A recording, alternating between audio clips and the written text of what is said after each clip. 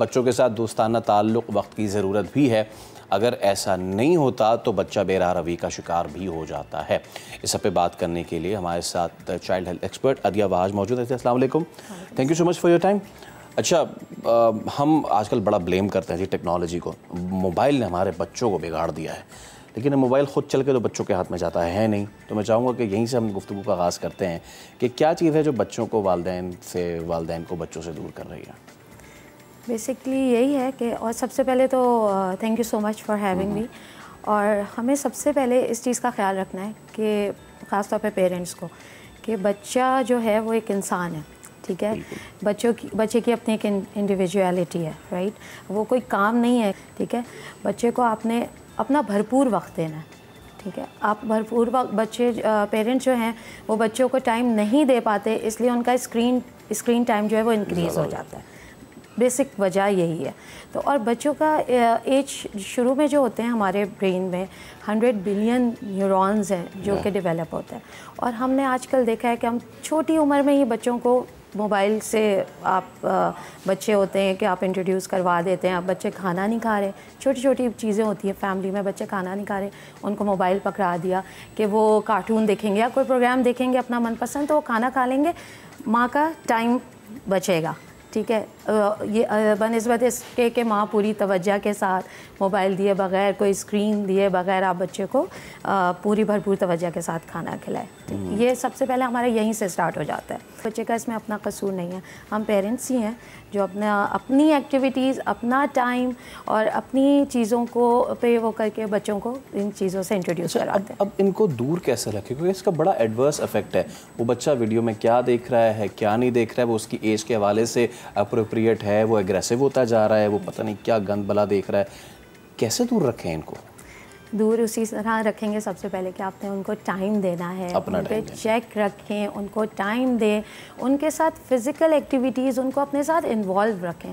दिन भर की आप ऐसा रूटीन रखें शुरू से ही कि अपने साथ इन्वॉल्व रखें। मदर जो हैं वो किचन में बिज़ी होती हैं, फादर्स जो हैं वो बाहर होते हैं, आपको नहीं पता बच्चे कंप्यूटर के आगे बैठे हैं, वो क्या देख रहे हैं। आपके जाने पर वो चीज़ आप चेंज भी ज़ाहिर है, बच्चे अगर और हमारे यहाँ पेरेंटल गाइड का भी इतना कोई कॉन्सेप्ट है नहीं। बिल्कुल, इस तरह की ना कोई एजुकेशन है ना कुछ है।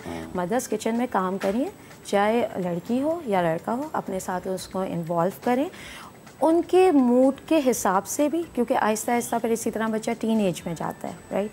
टीन एज का जो टाइम होता है उसमें और ज़्यादा आपके हाथ से चीज़ें निकल जाती हैं। हम कहते हैं बच्चा हमारे पास आता है बचपन में और वो हमसे कोई बात कहना चाहते हैं, हम उसको वो पूरी भरपूर तवज्जो नहीं दे पाते, उनकी बात नहीं सुनते। अब फिर हम बच्चा जब टीन एज में जाते हैं, हम कहते हैं कि बच्चा हमसे दूर हो रहा है, राइट। आपने दूर इसी तरह रखना है, उनको इन्वॉल्व करना है फ़िज़िकल एक्टिविटीज़ पे। उनको डेली आप बाहर लेकर जाएँ, अगर आपकी और कोई फ़िज़िकल एक्टिविटीज़ नहीं है, उनको वॉक पे लेके जाएँ और कम्युनिकेशन करें, ठीक है। जितनी ज़्यादा आप बच्चे से बात करेंगे, उनके आपको मूड्स, उनकी जो भी है वो चीज़ों, आप चीज़ों से पता नहीं वो स्कूल में बच्चे हैं उनके ऊपर क्या कुछ गुजरती जो आपको आके बताते भी नहीं है। बिल्कुल बिल्कुल, ओनली बिकॉज के इतना गैप आ जाता है। अच्छा, एक और चीज़, मोबाइल ज़्यादा इस्तेमाल कर रहे हैं, अच्छा घंटों लगे हुए बच्चे, अब आप उनको खाना खाने के लिए खींच रहे हैं तो कभी तो वो आप उनको लालच दे देते हैं कि ये देख लो तो तुम्हें खाना खा लोगे। बहुत बार ऐसा भी होता है कि वो बच्चे मना कर देते हैं, अभी हम ये देख रहे हैं, हम खाना नहीं खाएंगे। उनकी न्यूट्रिशन का, उनके डाइट का जो पैटर्न है वो भी इससे कितना डिस्टर्ब होता है? बिल्कुल, आपके जो टाइमिंग्स होते हैं, आप इस, और बहुत सारे घरों में देखा गया है कि चलो ठीक है अभी नहीं खाना, बाद में खा लेना।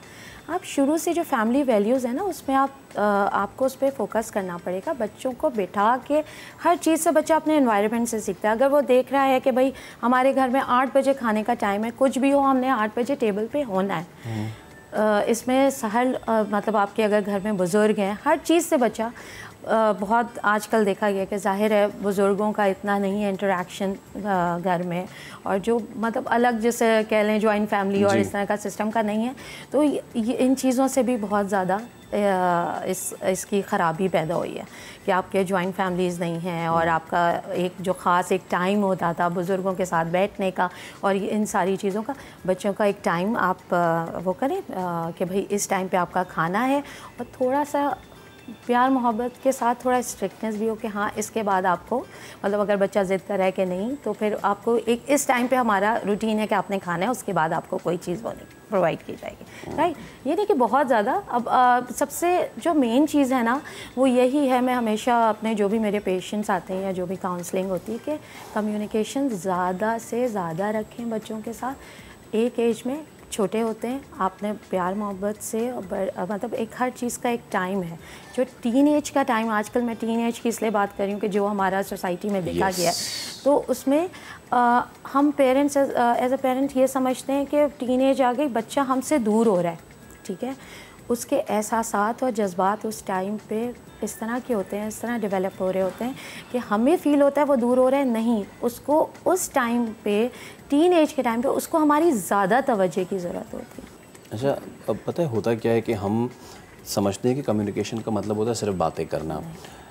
आप जो कुछ कर रहे हैं बच्चा उससे सीखता जा रहा है, दैट्स कम्युनिकेशन एज वेल। ये कितना इंपॉर्टेंट एस्पेक्ट है कि आपको कभी कभी अपने आप को थोड़ा मेकओवर करना पड़ता है, अपनी आदत को बनाना पड़ता है ताकि जो बच्चा है वो भी वो सीखे। मैंने आपसे कहा ना एनवायरनमेंट, ठीक है, बिहेवियर, कल्चर वगैरह बाद पे आ जाते हैं, लेकिन आपका बेसिकली एनवायरनमेंट और जो आपके घर में एनवायरनमेंट है, जो आपका बिहेवियर है। एक आप मैं छोटी सी आपको एक टिप दूंगी कि जैसे हम बच्चे छोटे होते हैं, हम अगर किसी और कमरे में हम चीख के आवाज़ देते हैं, हाँ भाई फ़लाँ आप इधर आइए, घर में एक दूसरे को भी अफराद को हम आवाज़ लगा रहे होते हैं ज़ोर से, ठीक है। चीख के आवाज़ देना या ऊंची आवाज़ में बात करना जो है हमारे जहन में इंतशार पैदा करता है, हमारे न्यूरॉन्स की तोड़ फोड़ होती है ब्रेन में। थोड़ी सी मेहनत कर लें पेरेंट्स, थोड़ी सी, ठीक है, उठ के चले जाएं, ठीक है, और बच्चों को जो भी बात है वो बच्चों को कह दें। एक बच्चा मुसलसल बचपन से अगर ये चीख सुन रहा होता है ना, जो माँ बाप जोर से आवाज़ देके बच्चों को बुला रहे होते हैं, ब्रेन की जो भी आपकी डेवलपमेंट होगी या जो भी तोड़ फोड़ होगी वो बज़ाहिर आपको नज़र नहीं आती है टीन एज में जाके। जी, बहुत शुक्रिया आप तशरीफ़ लाई।